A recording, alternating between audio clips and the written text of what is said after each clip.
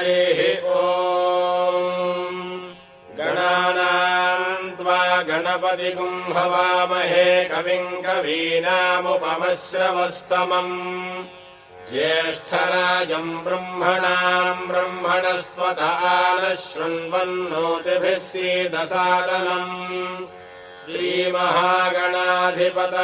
नमः। अस्य श्रीरुद्रस्य प्रश्नस्य अघोर ऋषिः अनुष्टुप्छन्दः सङ्कर्षणमूर्तिस्वरूपो योऽसावादित्यः परमपुरुषः स एष रुद्रो देवता अग्निक्रतुजरमायामिष्टकायागुंसतरुद्रीये जपाभिषेके विनियोगः। नमः शम्भवे च अग्निहोत्रात्मने अङ्गुष्ठाभ्याम् नमः। मयो भवेत दर्शपूर्णमासात्मने तर्जनीभ्याम् नमः।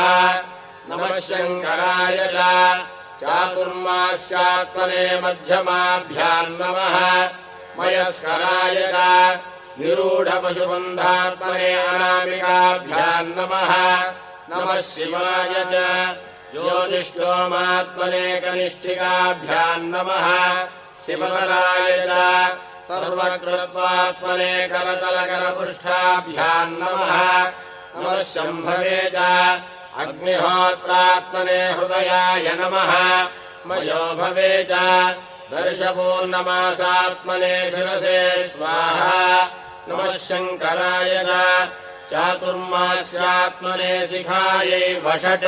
मयस्कराय च निरूढपशुबन्धात्मने कवचायहम्। नमः शिवाय च ज्योतिष्ठोमात्मने नेत्रत्रयाय वौषट्। शिवतराय च सर्वकृत्वात्मने हस्त्राय फट्। भूर्भुवस्सुवरोमिति दिग्बन्धः ध्यानम् आपातालनभस्तरान्तभुवनब्रह्माण्डमाभिस्फुरत् ज्योतिष्पाटिकलिङ्गमौलिविलसत्पूर्णेन्दुवान्तामृतैः हस्तोकाप्लुतमेकमीशमनिशम् रुद्रानुवाकाञ्जपन् ध्यायेदीक्षितसिद्धये ध्रुवपदम् विप्रोऽभिषिञ्चेत् शिवम्। ब्रह्माण्डम् व्याप्तदेहाभसितहिमरुचा भासमाना भुजङ्गैः कण्ठे कालाः कपर्दाः कलितशशिकलाश्चण्डकोदण्डहस्ताः त्र्यक्षा रुद्राक्षमालासुललितवपुषशाम्भवामूर्तिभेदाः रुद्राः श्रीरुद्रसूक्तप्रकटितविभवानः प्रयच्छन्तु सौख्यम्। ॐ नमो भगवते रुद्राय।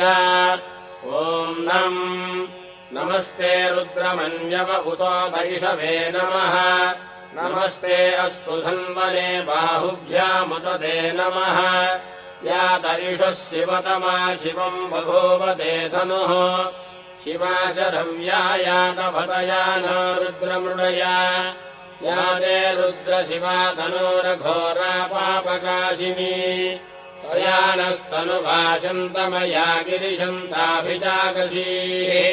यामिषुम् गिरिशन्तहस्ते बिभर्ष्यस्तवे शिवाङ्गिरित्रताम् कुरुमाहि पुंसीः पुरुषम् जगत् शिवेन वचसा त्वा गिरिशाच्छा वदामसि यथा नः सर्वमिज्जगदयक्ष्मकुम् सुमना असत् अध्यवोचदधिभक्ता प्रथमो दैव्याभिषक् अहीगुश्च सर्वान् जम्भयन् सर्वाश्च यातु धान्यः असंयस्ताम्रो अरुण उत बभ्रुः सुमङ्गलः ये चेमागुम् रुद्रा अभितो दिक्षुः श्रिताः सहस्रशो वैशागुम् हेदयीमहे असंयोभसर्पतिनीलग्रीभो विलोहितः उतैनम् गोपा अदृशन्नदृशन्नुदहार्यः उतैनम् विश्वाभूतानि स दृष्टो मृडयादिनः